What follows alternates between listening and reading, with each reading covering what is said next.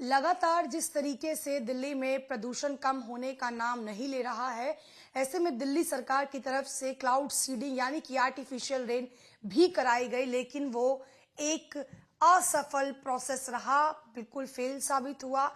और इसके बाद कहीं ना कहीं उम्मीद और ज्यादा लोगों की बढ़ गई थी कि प्रदूषण कम होगा, लेकिन प्रदूषण भी कम होने का नाम नहीं ले रहा है।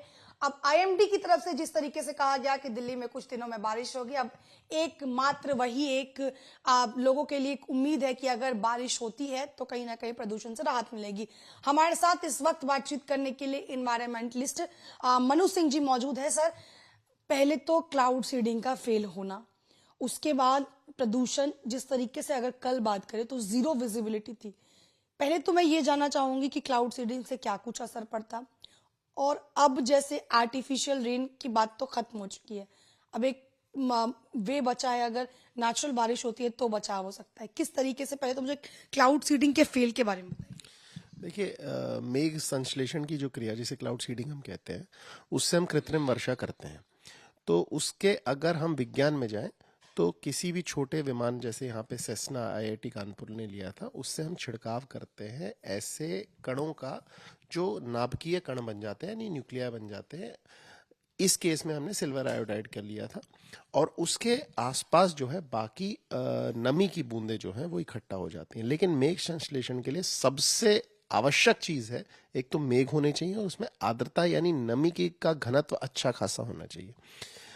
चौंकाने वाली बात है कि शायद इन्होंने अच्छे से रिसर्च नहीं करी थी, क्योंकि मेघों में नमी आर्द्रता नहीं थी, बहुत कम थी, 25% से भी कम थी।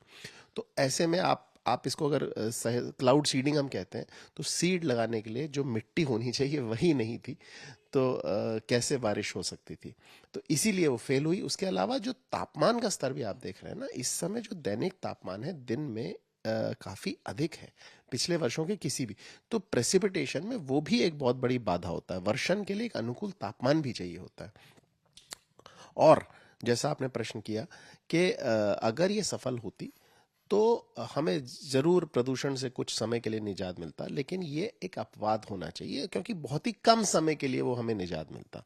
ये प्रकृति के साथ छेड़छाड़ है। अगर आपको प्रदूषण से असल मायने में निजात चाहिए, तो जो उसके मूल कारण है, यानी जो वाहनों द्वारा उत्सर्जन हो रहा है, जो औद्योगिक द्वारा प्रदूषण हो रहा है, जो धूल का उत्सर्जन यहाँ पे निर्माणाधीन कार्यों में होता है, पराली जलती है, इस बार तो पटाखे भी अलाउ कर दिए थे।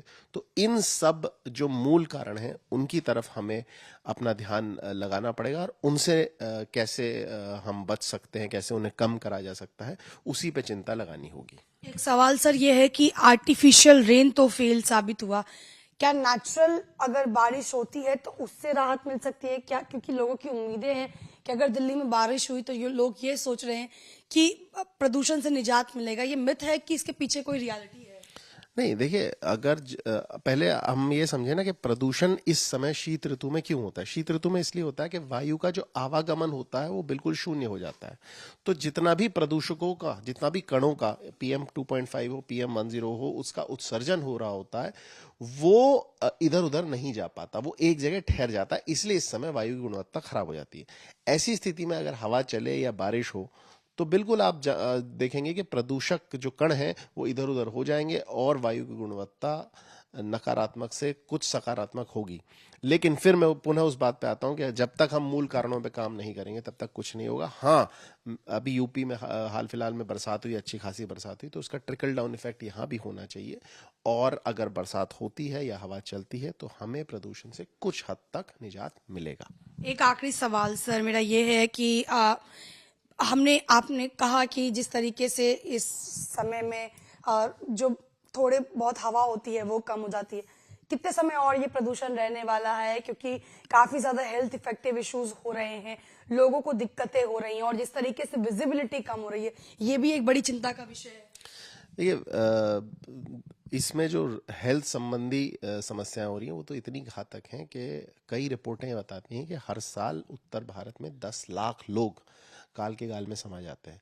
उच्च रक्तचाप की समस्या हो, सांस लेने में, हमारे जो फेफड़ों का जो पूरी श्वास तंत्रिका है उसकी जो प्रतिरक्षा प्रणाली है वो पूरी तरह ध्वस्त हो जाती है।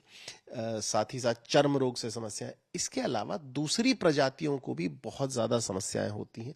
खासकर जो विदेश से पक्षी आते हैं, जो हमारे लिए गौरव का सम्मान है, हमारे गेस्ट्स हैं, उनके ऊपर बहुत कुठाराघात होता है। तो ये समस्या का समाधान जब तक हम एक समग्र चिंतन, समग्र विकास की अवधारणा और समग्रता के साथ इसको नहीं सोचेंगे, तब तक हमें निजात नहीं मिलेगा। इस समय मैंने पहले भी आपको बताया कि वायु का आवागमन नहीं होता, इसलिए प्रदूषक ठहर जाते हैं, लेकिन इसका मतलब ये नहीं है कि प्रदूषकों का जो उत्सर्जन है वो पूरे वर्ष नहीं हो रहा, वो पूरे वर्ष होता है, और जब तक हम उस पर कुठाराघात नहीं करेंगे हमें निजात नहीं मिलेगा। तो हमारे साथ बातचीत करने के लिए मनु सिंह, जो एक एनवायरमेंटलिस्ट है, उन्होंने क्या कुछ कहा आपने सुना।